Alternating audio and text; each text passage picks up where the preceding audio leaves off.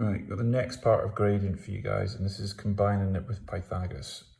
Right, the first thing to realize when it's combined with Pythagoras is it won't necessarily tell you it's combined with Pythagoras. This is the kind of question you get. Okay, so you've got these two red lines here, and you're just going to calculate the gradients of the following lines. Right, if you think back to what we were doing before in terms of how we find gradient, gradient equals vertical over horizontal. Okay, so if we're going to find the gradient of these two lines, we need those two things. So if I focus on this one over here, basically what we want is we want the vertical distance and we want the horizontal distance. We don't have that. We've got the horizontal, but we don't have the vertical. What we have instead is the length of this diagonal line. So using that combined with Pythagoras, we can find the length of this one, which allows us to then use the gradient formula. Okay, similar kind of idea with this one. Okay, but there's a few more steps I'm just going to show you in there in a second. All right, got a part 2 down here, which is just to help you with what you've already been doing. Which one of these lines is steeper? Okay, so I'll work through this first one first. Get my kettle.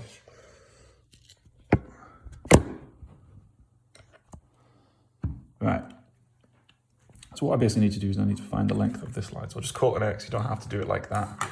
That's what we need to do. But the point is to use our formula, we need a vertical, which is this length here. We need a horizontal, which is this length here.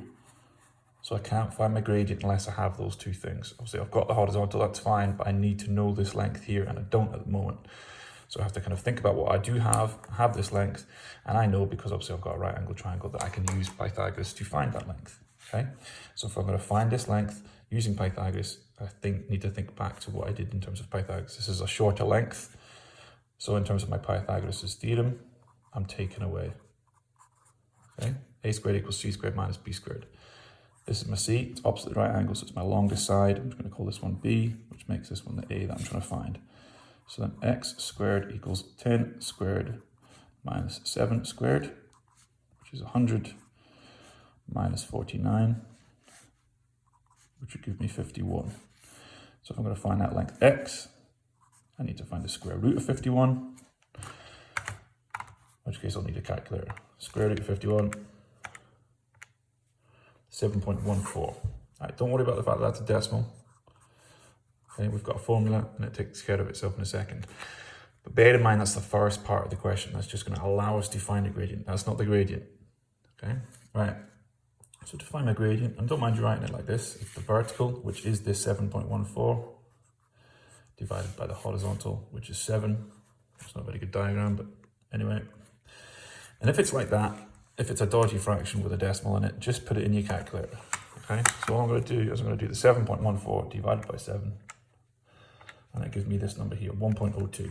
Right, that's fine. I know a couple of you are getting confused with the idea of fractions and decimals, but that's fine as it is. You could leave it like this one. There's nothing wrong with that one. It's still the vertical over horizontal, but this is obviously a slightly nicer and neater form.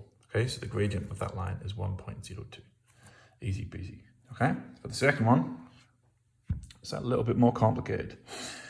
Okay, we still wanted to find a gradient. It's still vertical over horizontal, but what I've got to be careful of here is my horizontal is this distance here, which I don't have, but it is the same as this length here. Okay, all I've got is a rectangle along the bottom here. So if I can find out this length, it's the same as this one, okay? My vertical is this one here, which I don't appear to have either, but because of the 10 being this length here, so from the very top of the triangle to the very bottom of the rectangle, okay, because that's all 10 and this is all 6, I can work it out. So what it's saying is that if this length is 6, then this length must be 6. So if this whole thing is 10, then this orange bit at the top, which is the bit I need, is just 4. Okay, so a little bit of process for this one. But now what I've got at the top here is I've got a right angle triangle in which I need to know this length. I have the other two, so I can work out that length using Pythagoras. Okay, so a little bit of process in here, but it's nothing we haven't done so far. So again, what I've got is I've got the longest side, I'm trying to find a short side. So this is my C, again this is my B, this is the A that I want to find. So it's a squared equals c squared minus b squared. That's 5 squared, take away the 4 squared, 25 minus 16 is 9. If I'm going to find actual A, remember this is a squared, I want to do the square root of 9.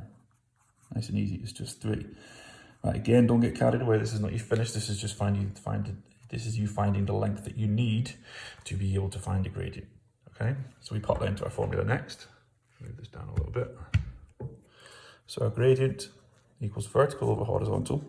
Okay, so looking back at the diagram, the vertical is not this full 10. This 10 is all of this shape. I just want the distance basically from the bottom of my slope to the top of my slope in a vertical line. So it's just the 4 that I need. So it's 4 over the horizontal, which I've just found is 3. That's fine as it is, okay? I'm gonna leave my answer like that, okay? So the reason I changed this one is just because that doesn't look so nice. If I've got a decimal in my fraction, it just doesn't look as good, so I want to simplify it, so it's just a decimal. The question doesn't specifically ask me for a decimal or a fraction, okay? So I have a choice here.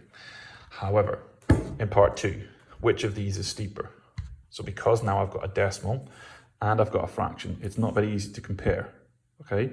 I need them both to be the same thing so that I can compare them so that I can find which is steeper. So this is where the need arises to change the fraction into a decimal. So they're both in the same form and so that I can compare them easier. It's easy to compare them when they're both decimals.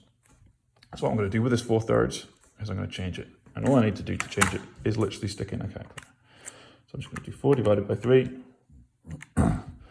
4/3 is a fraction. 1.33333. There's a little dot on the top there.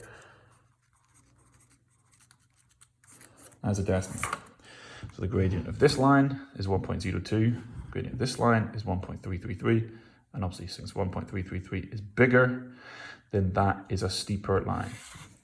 So to answer the question, if I'm going to do it in terms of an exam, I would say something along the lines of 1.33333. Don't worry if you haven't done this up to this stage. I haven't explained this yet.